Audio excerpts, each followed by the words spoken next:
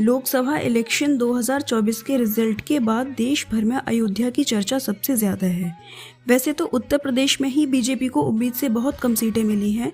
यह कहना गलत नहीं होगा कि यूपी की वजह से ही बीजेपी 272 का आंकड़ा छूने से रह गई।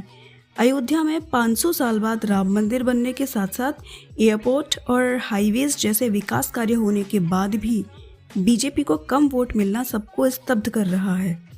असल में फैजाबाद लोकसभा सीट पर 5 विधानसभा सीटें आती हैं: अयोध्या, बीकापुर, मिल्कीपुर, रुदौली और दरियाबाद।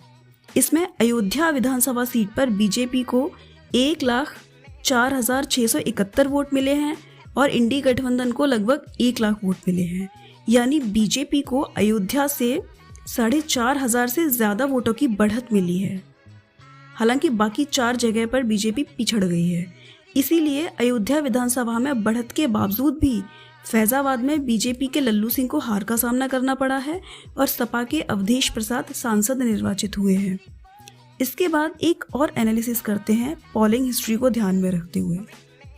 फैजाबाद में बीजेपी का वोट शेयर कम हुआ है और सपा का बढ़ा है। इस प्रोसेस में 2 प्लेयर का रोल है, मेनली सपा और कांग्रेस। एक बार लोकसभा इलेक्शन 2014, 2019 और 2024 के वोट शेयर को एक साथ रखकर कंपेयर करते हैं।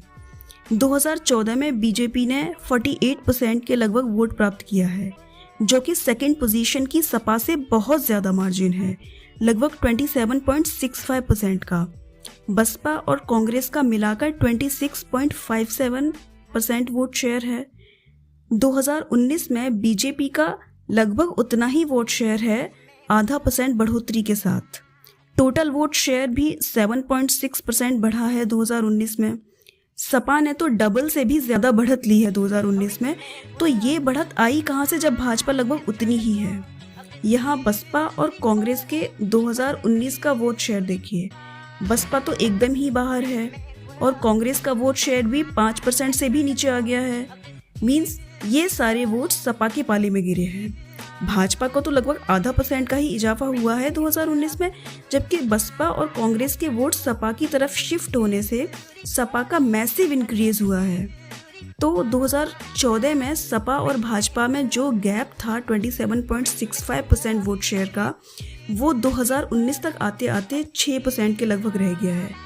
इसके बाद 2024 में बीजेपी का वोट शेयर 4.84% कम हुआ है और सपा का 5.5% वोट शेयर बढ़ा है। ओवरऑल भी वोटिंग परसेंट 4.9% बढ़ा है, जो कि मेनली सपा की तरफ जाता हुआ दिख रहा है। इसके अलावा इंडी गठबंधन में इस सीट से सपा के कैंडिडेट को कांग्रेस के भी वोट मिले हैं। इसके अलावा बसपा और अन्य पार्टियों को भी वोट्स गए हैं, जो कि भाजपा का ही वोट शिफ्ट है। सपा के विजयी कैंडिडेट को लगभग 54,000 वोट भाजपा के कैंडिडेट से ज़्यादा मिले हैं। शॉर्ट में इतना कहा जा सकता है कि अयोध्या वासियों ने अच्छे खासे नंबर्स में भाजपा को वोट किया है। जबकि भाजपा कैंडिडेट लल्लू सिंह के बारे में लोगों की धारणा है कि वह बहुत कम मिलते जुलते हैं लोगों से और चुनाव प्रचार में भी ग्राउंड पर बहुत कम दिखाई दिए हैं। इसके बाद भी इतने वोट्स मोदी जी, योगी जी और हिंदुत्व के नाम पर पड़ गए हैं।